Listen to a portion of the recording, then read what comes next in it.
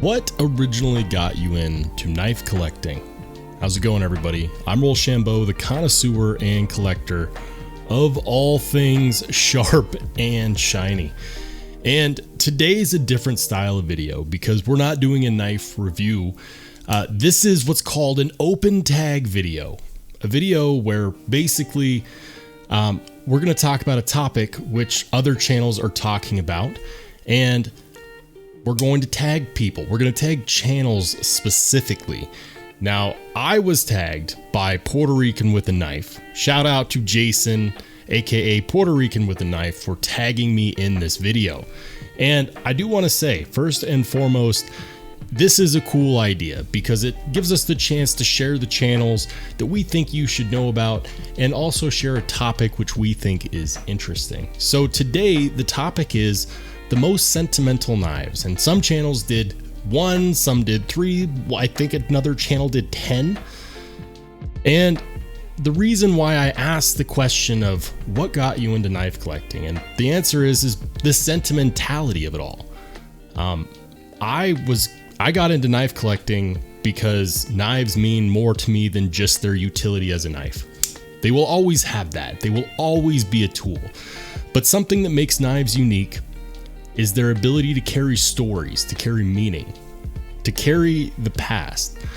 And if we're going to talk about sentimental knives, there's really only 3 knives that are truly sentimental to me, that carry that past, that make me want to talk about it. So no, it's not a regular review. And if that's what you want to watch, I'll link a playlist up above. I've got almost 300 videos on knife reviews. But if you're interested in the story, if you're interested in the background, and you also are interested in seeing who I tag, make sure you hang on till the end. The why is important. And when we talk about sentimentality, it's important to you, it's important to me, but in a way that's very individual. And it's hard to describe. So I'm going to start off by saying there are 3 knives that I have that are sentimental to me, and only one of them could be considered nice, but they all have meaning, and I can never see myself actually getting rid of them all. So let's go ahead and start from the beginning. The first knife that's sentimental to me is this guy. Now, I wish I could tell you a name, a brand. I wish I could tell you what steel it's made out of, but the honest truth is that I don't know. This is a knife that was given to me by my father when I was 7 years old. I'm now 32, turning 33 some point later than this year in 2023. So if we do the math, that's nearly 26 years ago. And the story goes like this. When I was growing up, my dad always carried a knife. He didn't carry this knife specifically. He carried case knives, old slip joints, buck knives like the back locks, and he was a man who always had an answer for any situation. And let me know in the comment section down below if you know someone like that. If you know someone who, growing up, you could always count on them to have the answer, to have the right tool, to be able to fix it, to be able to cut it. That's the roots of EDC. And at the age of, 6, I was enamored by the fact that he always carried a knife. Always. And he always had the answer to all the problems. And it really struck me as this is the tool of a man who owns life. Someone who is not scared. Someone who takes on all the challenges. And it's crazy because I was drawn in. Now, at 6 years old, I was still building my moral compass. And I knew where he kept his knives because he was a man of habit. He kept them in his bedside nightstand. And he was a working man, and he had several pocket knives. And he would carry a lot of the same ones, but I remember I was waiting for him to come home from work, and I got the bright idea that I was going to borrow one of his pocket knives because I wanted one. I was 6 years old. And so I went in and I stole his pocket knife. Now, if you know, people that carry knives a lot tend to keep them sharp. And so I went in there and I borrowed his pocket knife. And as kids tend to do, I started playing around with it like an idiot. And so it shouldn't be any surprise.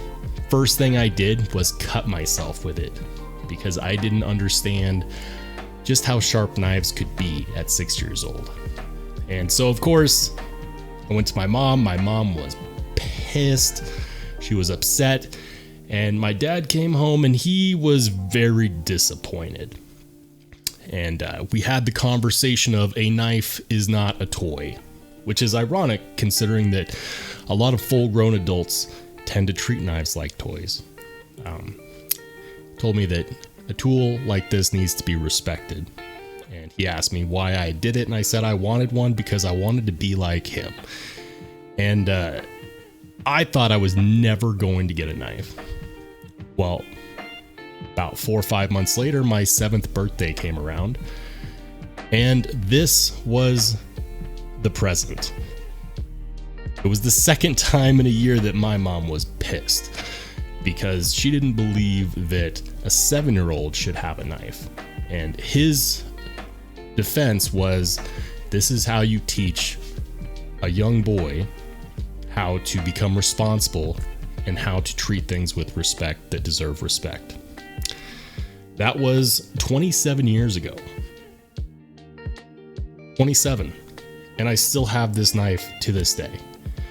Now I'll try to pop it up on the screen, but in that time, I destroyed the knife trying to be like him and sharpen my knife, even though I didn't have a reason to because I didn't use it.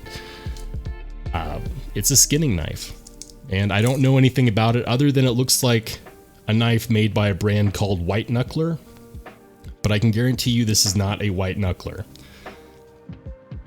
I scratched the crap out of it. This is what it looks like after I did my best to restore it almost 30 years later.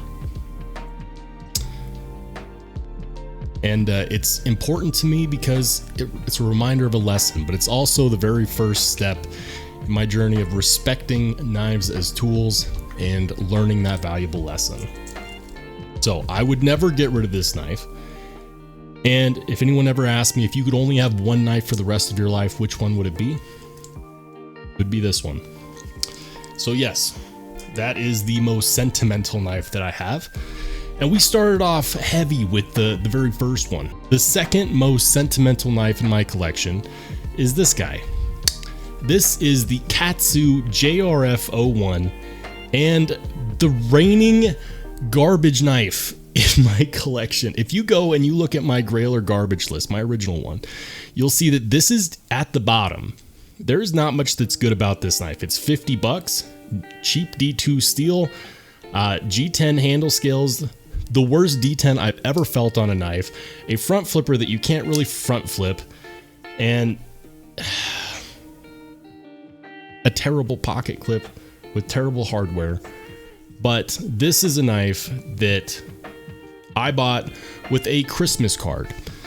I bought it with a Christmas card, an Amazon gift card, if you will, like 4 years ago, because I've always liked knives, but I've never really been into collecting them up until about 4 years ago. And so I went online and I bought one that I thought looked cool. This guy. I put a lanyard on it. This knife taught me how to sharpen knives. I got a Lansky set. I got a strop. I spent hours learning how to sharpen a knife, and this was a great knife to learn how to sharpen on because it's a very straight edge, you'll see. And but the more I researched, the more I looked into it, the more I found out about knives, the more I wanted something more premium. Keep in mind, at the time, a $50 knife seemed plenty expensive. So this was the knife that started my journey because it taught me so much about maintaining my knife, and that research led to this rabbit hole that you now find me in. I'm recording from the rabbit hole. I might start calling my studio that. Needless to say, that leads to my third sentimental knife. This knife reflects when I really started digging in deep. This was my first premium knife, and I'm saying premium because to spend 150 bucks, 130, 150 bucks, over 100 bucks on a knife, I felt like I was, in deep. I couldn't. And here's the thing. This is an awesome knife. The Spyderco Manix 2 is an amazing knife. You ask many knife reviewers, they'll tell you it's their favorite Spyderco. As far as treating a knife like a knife, just the model of the Manix 2 is not the knife that I would consider to be the best Spyderco. It's not. I actually give that to the Shaman. The Spyderco Shaman is what I would consider to be, in and of itself, the best Spyderco. However, when my computer caught fire and I needed to sell off some knives that I knew would sell so that I could replace important computer components, I didn't sell this one. And you'll see, yes, I did in fact try to get my channel logo engraved on there. I sold the Shaman because even though I know that the Shaman is a better knife, this one has more sentimental value. This is a knife that resonates with why I love knives so much, and also the beginning of my Spyderco addiction very specifically. This is the one with S30V. You'll notice that I have not changed out the pocket clip, even though I really want to. The only thing I've really been able to bring myself to do to this knife is put my channel logo on it and also put a mirror edge on there. It's a great knife. Spyderco makes a great knife, but you probably already know that if you're watching this channel. And by the way, if you've been entertained by Storytime up until now and you haven't done so yet, smash that like button. Let me know about your own stories in the comment section down below. Or maybe I'm just ranting and you already skipped out 5 minutes ago. Regardless, if you made it this far and you want to know who I'm going to tag two channels. The first channel I'm going to tag is Edgy American, also known as Shane Gables. Shane is awesome. Shane is very candid in the way that he talks about knives, and he's very straightforward about his opinion. He's a straight shooter, and you can't get better than that. So don't fall for flashy graphics, etc. You know what? We need some straight shooters in our playlist. So make sure that you go down and check out his channel and let him know that I sent you.